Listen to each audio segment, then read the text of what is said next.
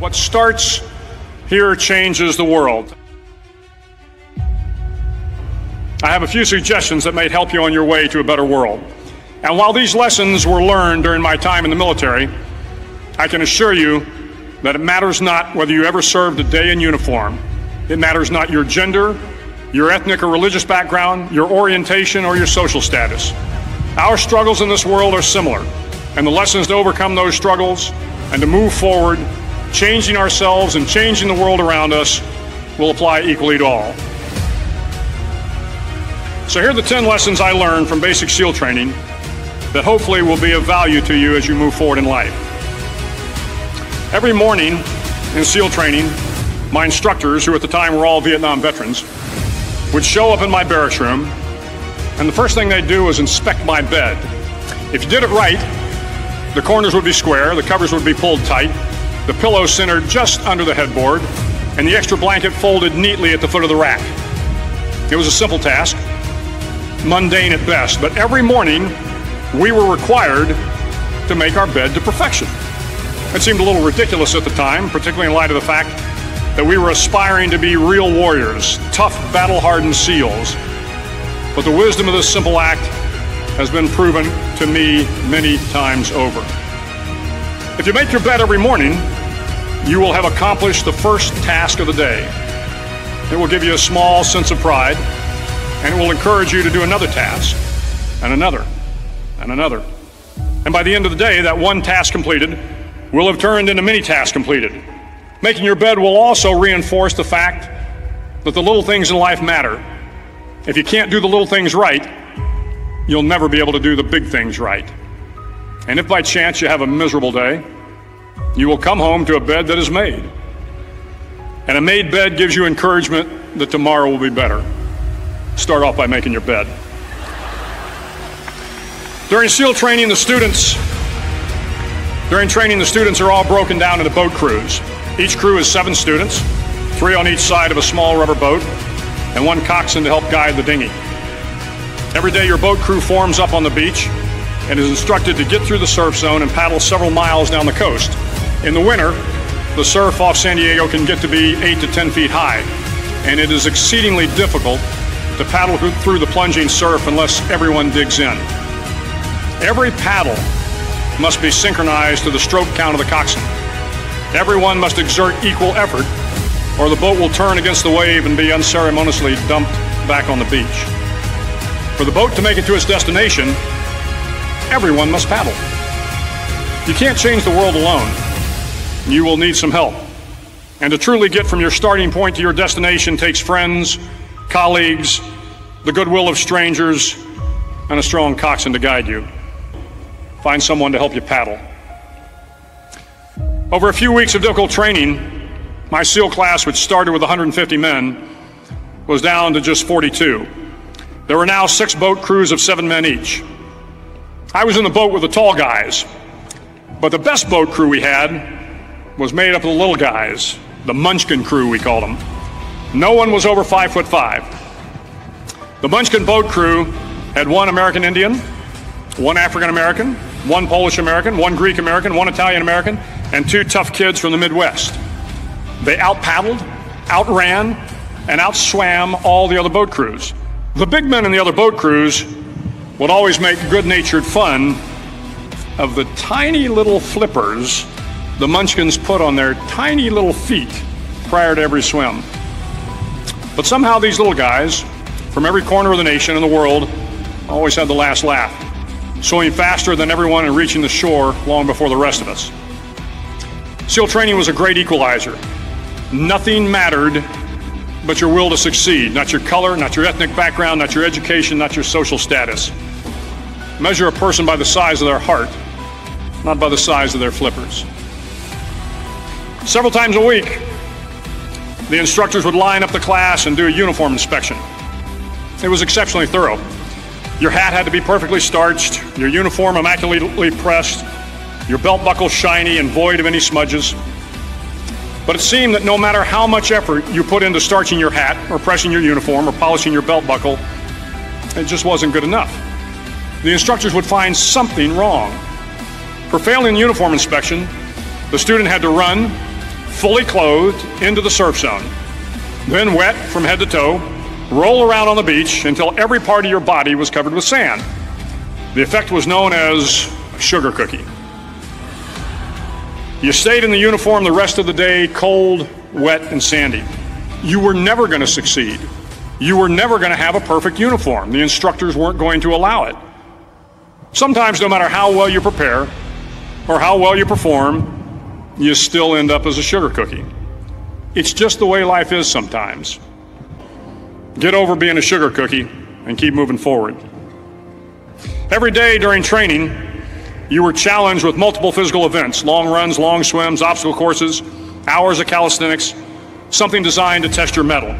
Every event had standards, times you had to meet. If you failed to meet those times, those standards, your name was posted on a list, and at the end of the day, those on the list were invited to a circus. A circus was 2 hours of additional calisthenics, designed to wear you down, to break your spirit, to force you to quit. No one wanted a circus. But at some time during SEAL training, everyone made the circus list.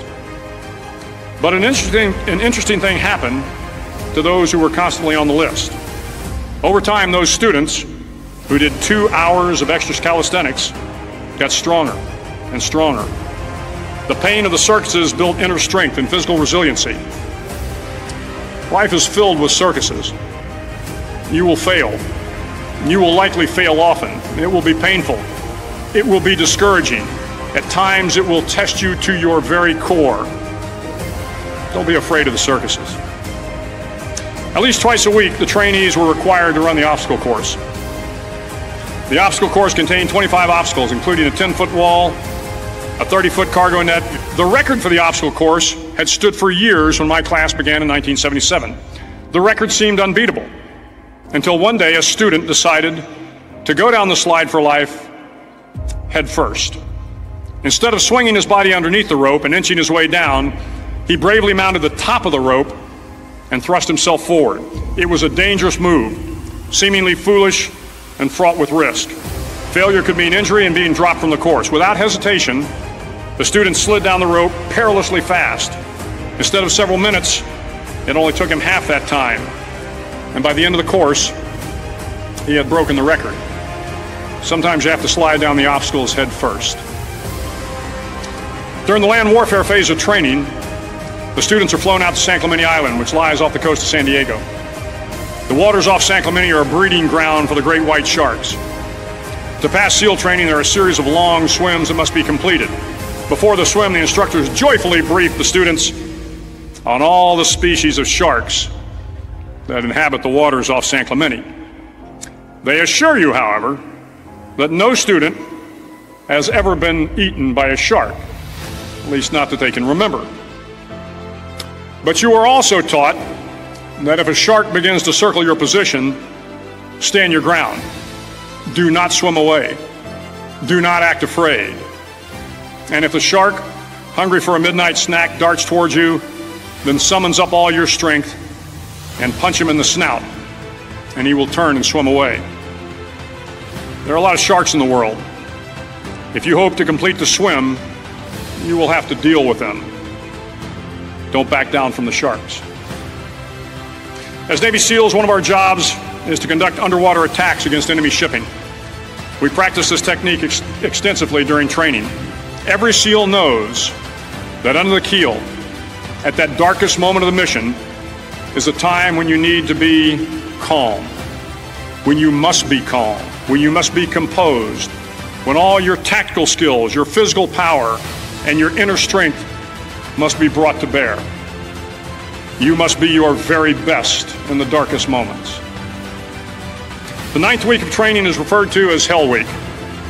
It is 6 days of no sleep, constant physical and mental harassment, and one special day at the mud flats.